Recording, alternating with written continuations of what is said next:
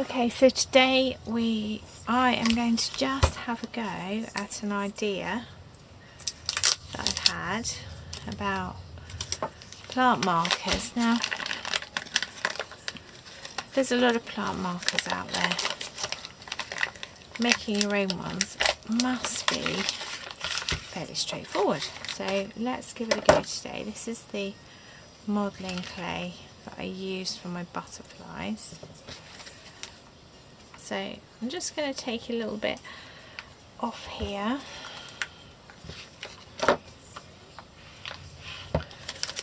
Just have a bit of trial really. I've pressed some herbs this week. When you've used your clay, just make sure you seal it really well, just so that it doesn't dry out. Last time I used this was about 2 weeks ago, so as you can see it's well sealed. It comes with a seal on it, but just make sure that you wrap it really tightly so the air doesn't get into it, because obviously it's air hardening clay. Let's get rid of that over there. I'm going to just squidge that bit into this piece of clay here. Now, I don't have a rolling pin. I did have a rolling pin, a plastic rolling pin, when I had the kids and they were smaller. We had plastic rolling pins, hard bit, all of that, but I don't have one. I can't find it. I'll probably have it somewhere. So I'm using a balloon pump. Obviously just this bit of it. It just happened to be in the drawer and I thought that's great, that's the right shape. So you can use a rolling pin, little wooden one. I wouldn't advise using your cooking rolling pin because obviously you don't know how much clay is going to get left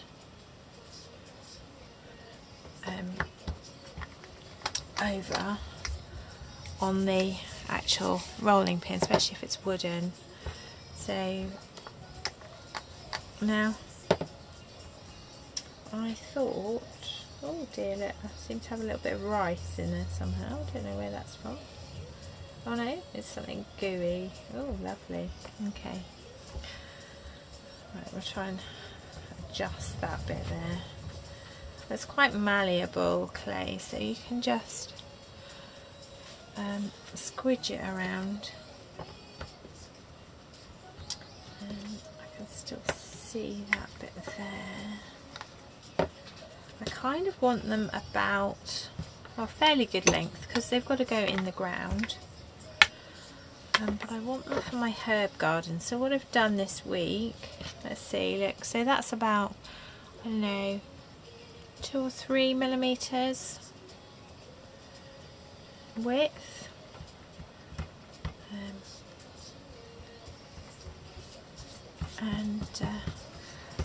Obviously they've got to go into the ground.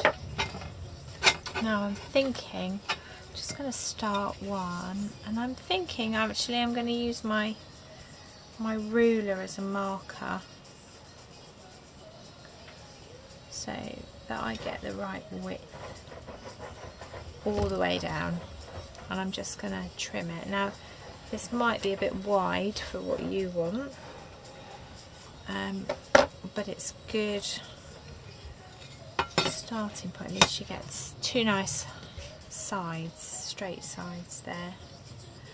Okay, so that's sort of the thing I want. I might have it a little bit narrower than that. You know what? No, let's not. Let's go with it. Let's go with this. Right, okay, so I want to get it into the ground nicely. So let's give it a point. You know, I'm not too worried if it's not accurate. I can just fiddle around with it. It's about right, isn't it? Okay. You know, these as long as they are waterproof and you can get them into your garden and they mark your plants, what you've got, then they look pretty, then that's all you need, isn't it, really? So that's the shape I want. Okay, I'm just going to lift it so that it doesn't stick too much to my... And actually I'm going to smooth this edge too. It does tear, actually. It leaves a torn edge as such. So you have to watch that. Now, okay, let's just get up here. So here are the herbs that I pressed this week. So we've got chive, rosemary and mint. Okay, that seems to be all that's out at the moment. I've got some summer herbs, but they haven't started, and my thyme seems to have died over the winter, so that's not great. Now my chives have dried out completely, but my thought was that I could press the herb into my marker. So I'm going to have a go with the rosemary because I think that would be quite nice. And I'm going to press it into the marker near the top so that it leaves an indent and a mark, obviously.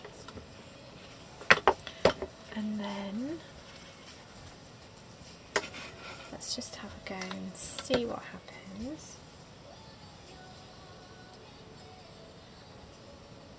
And then I'll go through with you what to do next.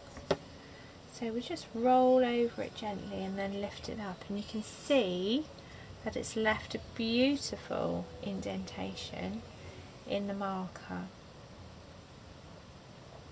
Now you can press a bit harder, you can go over it again if you want to, if you're really, really careful. Make sure that you get the leaves in the right places.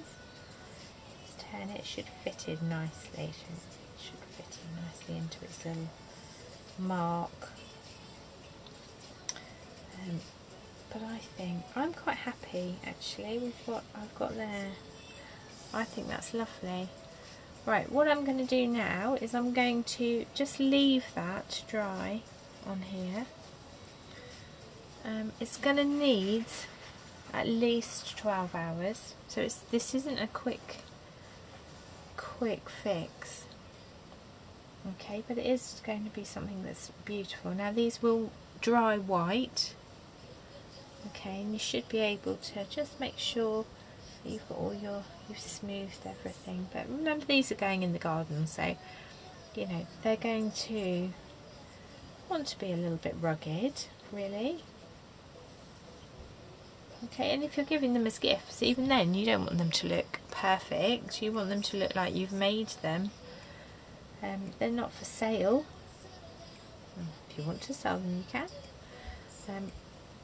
But there we go. So you've got your beautiful plant marker with your indentation, and we'll come back tomorrow and we'll have a look and see how it's dried, and keep these crossed.